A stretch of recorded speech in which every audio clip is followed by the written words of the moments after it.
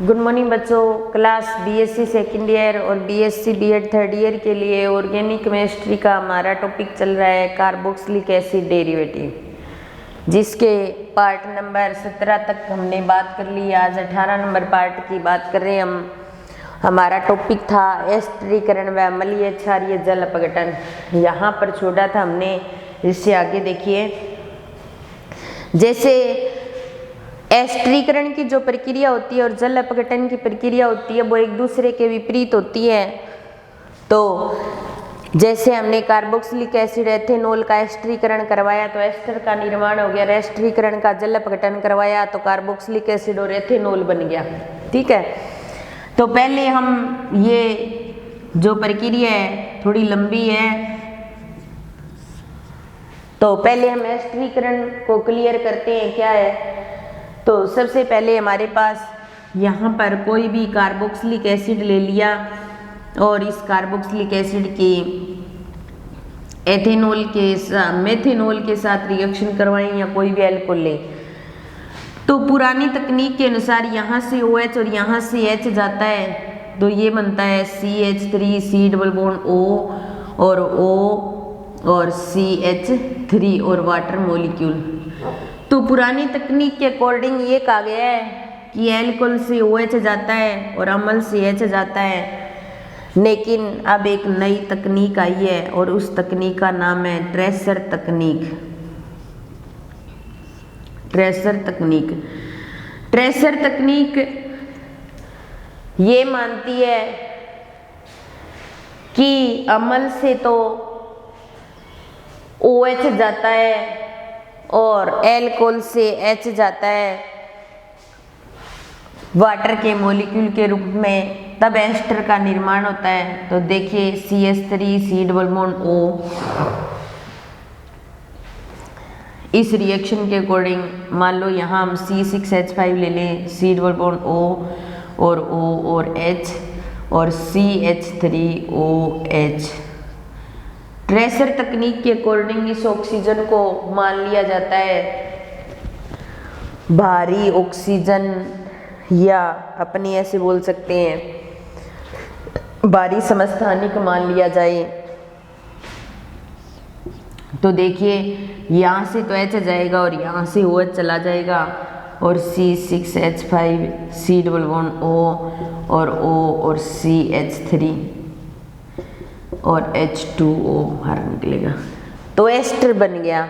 यहाँ भी एस्टर बना है, यहाँ भी एस्टर। यहाँ पुरानी तकनीक के अकॉर्डिंग ये कहा गया था कि हाइड्रोजन बाहर निकलता है और यहाँ OH बाहर निकलता है, लेकिन ट्रेसर तकनीक ये कहती है कि अम्ल से OH जाता है लेकिन एल्कोहल से H ही जाता है। देखो स्पष्ट भी हो रहा है, ये ऑक्सीजन एस्टर के अंदर है, इसका मतलब यहाँ से तो H ही बाहर निकला है वाटर मॉलिक्यूल के रूप में।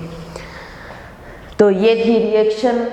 अब हम इसका मैकेनिज्म करेंगे एस्टरीकरण का, कि मैकेनिज्म किस प्रकार होता है एक एक पॉइंट पर आधारित। तो मैकेनिज्म के अकॉर्डिंग सबसे पहली बात, सबसे पहले क्या होता है, कार्बोक्सिलिक अम्ल का प्रोटोनीकरण होगा। तो सबसे पहले कार्बोक्सिलिक अम्ल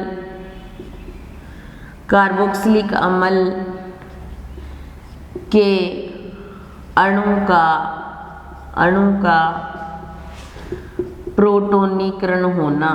प्रोटोनीकरण होता है। तो सबसे पहले कार्बोक्सिलिक अम्ल के अणु का प्रोटोनीकरण करेंगे। अम्ल क्षार की उपस्थिति में रिएक्शन होती है। तो सबसे पहले कार्बोक्सिलिक अम्ल लेंगे C6H5 C double bond O और O और H। मैकेनिज्म कर रहे हैं, सारी चीजें शो करनी पड़ेंगी। तो देखिए ये रिएक्शन ऐसे भी जा सकती है, ये रिएक्शन प्लस H पॉजिटिव करेंगे और माइनस H पॉजिटिव करेंगे। तो देखिए C6H5 C double bond O और H, O और H, इस पे लोन पेयर, इस पे लोन पेयर, यहाँ पर क्या आ जाएगा पॉजिटिव चार्ज। कार्बोक्सिलिक अम्ल का क्या हो गया, प्रोटोनीकरण हो गया। अब प्रोटोनीकरण हो गया तो देखिए अब हमारे पास जो कार्बन इलेक्ट्रॉन न्यून होगा उस पर इलेक्ट्रॉन से नहीं नाभिक से नहीं आक्रमण करेगा। तो दूसरा पॉइंट हम ये कह सकते हैं प्रोटोनीकृत अणु पर नाभिक स्नेही का आक्रमण।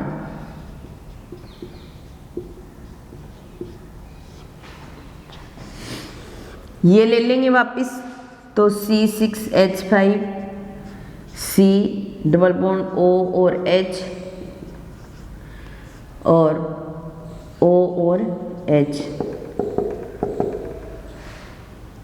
प्लस में CH3OH, ये पॉजिटिव की फॉर्म में होगा, ये नेगेटिव की फॉर्म में होगा। नाभिक से नहीं कौन हो गया, CH3O हो गया, या ROH लें तो ROH हो जाएगा। दोनों दिशाओं में रिएक्शन चल सकती है। यहाँ पर हम CH3 ऐसे कर सकते हैं, हम इधर रिएक्शन जा रही है तो CH3OH के साथ रिएक्शन करवाई जाए, इधर जा रही है तो CH3OH को बाहर निकाल दिया जाए, ऐसी कंडीशन होगी। इस ऑक्सीजन के पास 2 लोन पेयर भी हैं लेकिन यहाँ पर ये नाभिक स्नेही की भांति व्यवहार कर रहा है। अब देखिए अगर बॉन्ड के ये इलेक्ट्रॉन यहाँ ट्रांसफर कर दिया जाए तो इस पर पॉजिटिव चार्ज आ जाएगा और पॉजिटिव चार्ज आते ही ये जो अल्कोहल का मॉलिक्यूल है वो इस कार्बन के साथ जुड़ेगा, इस कार्बन के साथ O और H ऐसे शो कर देंगे इनको। हम एस्टरीकरण की प्रक्रिया पहले कर चुके हैं और इस O और H को इस तरीके से शो कर दिया जाएगा और इसके साथ ये O और CH3 और ये H और ये लोन पेयर और ये पॉजिटिव चार्ज ऐसे शो कर दिया जाएगा। यानी कि प्रोटोनीकृत अम्ल का जो अणु है उस पर क्या हो गया, नाभिक स्नेही का आक्रमण हो गया। क्या हो गया, नाभिक स्नेही का आक्रमण हो गया। और अब ये यहाँ पर ऑक्सीजन के पास एक प्रोटॉन की दिखता है तो तीसरा पॉइंट ये हो जाएगा ऑक्सीजन द्वारा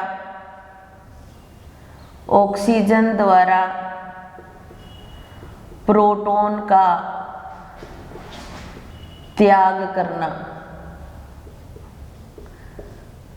प्रोटॉन का त्याग करेगा। ठीक है, तो इसको वापस ले लेंगे C6H5 C O और H O और H और O और ये H और CH3, ये अपने इलेक्ट्रॉन यहाँ भेजेगा और ये किसके पास आ जाएगा, इसके पास में। तो यहाँ से H पॉजिटिव क्या करेगा, C6H5 C O H ऐसे कैसे लिख देंगे O और ये H इसके पास आ जाएगा और ये पॉजिटिव चार्ज। ठीक है, और यहाँ पर O और CH3, तो अल्कोहल के मॉलिक्यूल से तो H ही चला गया।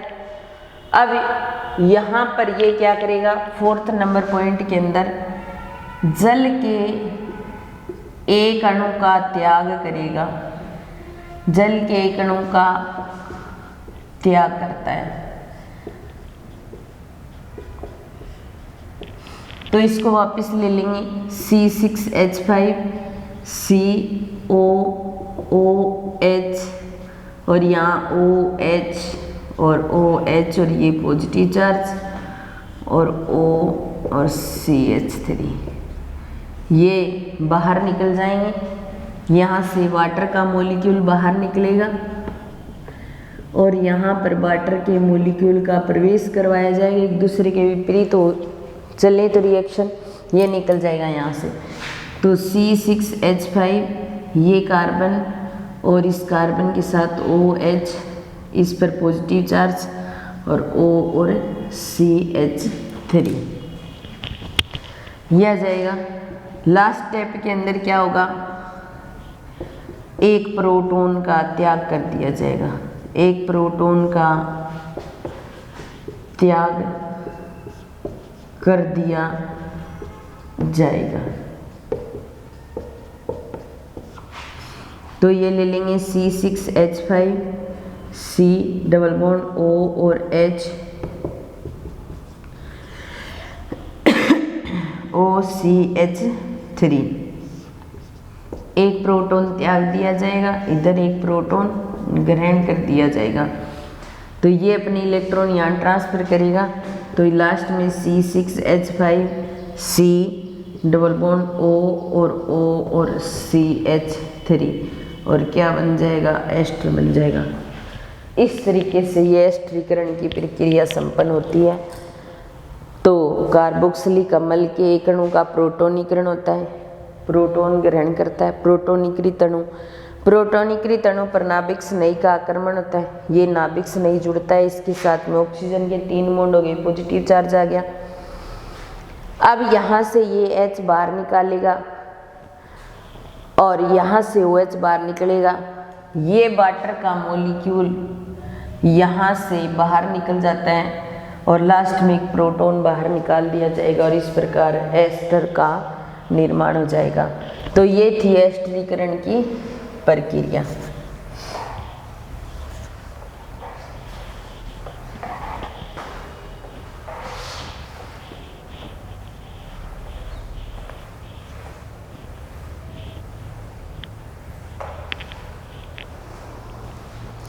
ये थी एस्टरीकरण की प्रक्रिया। अब देखो एस्टरों का जल अपघटन करवाना है और एस्टर का जल अपघटन करवाते हैं। एस्टर का जल अपघटन करवाते हैं तो हमें कार्बोक्सिलिक एसिड और एथेनॉल प्राप्त होते हैं। अगर एस्टर का जल अपघटन क्षार की प्रेजेंस में करवाया जाए तो इस प्रकार के जल अपघटन को साबुनीकरण कहा जाता है। तो क्षार उत्प्रेरित जल अपघटन करवाएंगे तो एक तो बनेगा सोडियम कार्बोक्सिलेट और एक बनेगा एल्कोहल। तो जैसे हमारे पास RC डबल बॉन्ड O और OCOR ये हो हमारे पास, और NaOH के साथ क्षार उत्प्रेरित जल अपघटन करवाएं तो यहाँ पर RC डबल बॉन्ड O और ONA ये पॉजिटिव और ये नेगेटिव ये बन जाएगा, और प्लस में ROH एल्कोहल का जो मॉलिक्यूल है वो बाहर निकल जाएगा। तो रिएक्शन किस प्रकार हुई, मैकेनिज्म के अकॉर्डिंग फर्स्ट नंबर पॉइंट, जैसे हमने एस्टरीकरण करवाया वैसे ही जल अपघटन करवाएंगे। तो सबसे पहले हमारे पास एस्टर अणु होता है, तो सर्वप्रथम एस्टर अणु पर OH नेगेटिव का आक्रमण होता है। एस्टर का जो मॉलिक्यूल होता है उस पर सबसे पहले तो RC डबल बॉन्ड O और R होता है हमारे पास, OH नेगेटिव आक्रमण करेगा।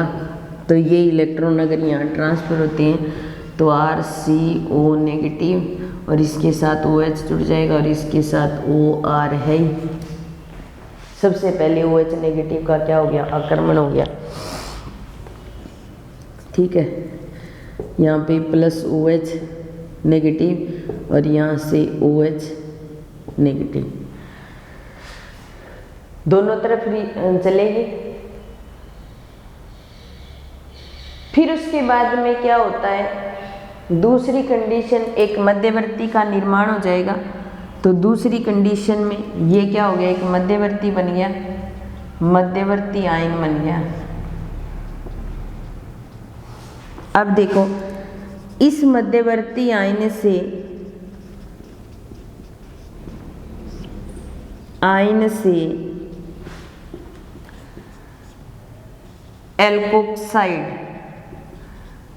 एल्कोक्साइड आयन बाहर निकलता है। और अगर एल्कोक्साइड आयन बाहर निकलता है तो कहने का मतलब एल्कोहल का H हटा दिया जाए तो क्या बन जाएगा, एल्कोक्साइड आयन बनेगा। तो एल्कोक्साइड आयन को क्या कर देंगे, बाहर कर देंगे। तो सबसे पहले R जो बना हुआ है वो ले लेंगे O नेगेटिव, और OH और O और R, ये इलेक्ट्रॉन अगर यहाँ ट्रांसफर होंगे तो ये यहाँ ट्रांसफर हो जाएंगे, ठीक है। तो RC डबल बॉन्ड O और OH प्राप्त हो जाएगा और RO नेगेटिव ये बाहर निकल जाएगा और इसको क्या बोला जाएगा, एल्कोक्साइड आयन। क्या बोला जाएगा, एल्कोक्साइड आयन। एल्कोक्साइड आयन बाहर निकल गया। ये एल्कोक्साइड आयन क्या करेगा, अब एक प्रोटॉन को खींचेगा।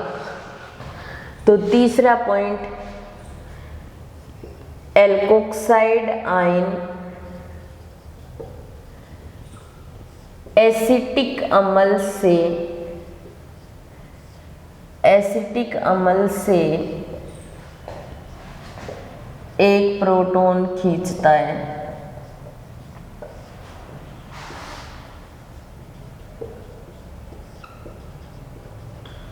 ठीक है, तो यही वापस ले लेंगे RC डबल बॉन्ड O और O और H और RO नेगेटिव। ये क्या करेगा, इसको खींचेगा तो RC डबल बॉन्ड O और O नेगेटिव कार्बोक्सिलेट आयन बन जाएंगे और एल्कोहल बाहर निकल जाएगा। और इस कार्बोक्सिलेट आयन के साथ Na पॉजिटिव जुड़ जाएंगे।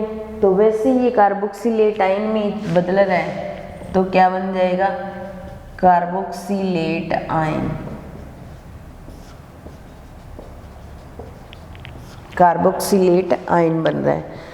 तो इस प्रकार जो एस्टरीकरण और अम्लीय क्षारीय जल अपघटन जो होता है वो एक दूसरे के विपरीत होता है। मैंने एस्टरीकरण आपको करवा दिया और अब आपको मैंने जल अपघटन, क्षारीय जल अपघटन करवा करके भी बता दिया। तो सबसे पहले एस्टर अणु OH नेगेटिव आक्रमण करता है, एक मध्यवर्ती आयन बनाता है। इस मध्यवर्ती आयन पर एल्कोक्साइड आयन बाहर निकलता है और फिर एल्कोक्साइड आयन एसिटिक अम्ल से एक प्रोटॉन को खींचता है और कार्बोक्सिलेट आयन का निर्माण करता है। तो इस प्रकार हमारा जो अम्ल व्युत्पन्न या कार्बोक्सिलिक एसिड डेरिवेटिव टॉपिक है या ये चैप्टर है या ये यूनिट है कंप्लीट होती है। नेक्स्ट क्लास में हम नेक्स्ट यूनिट के साथ उपस्थित होंगे और नेक्स्ट यूनिट को करेंगे। आज की क्लास यहीं समाप्त करते हैं। धन्यवाद।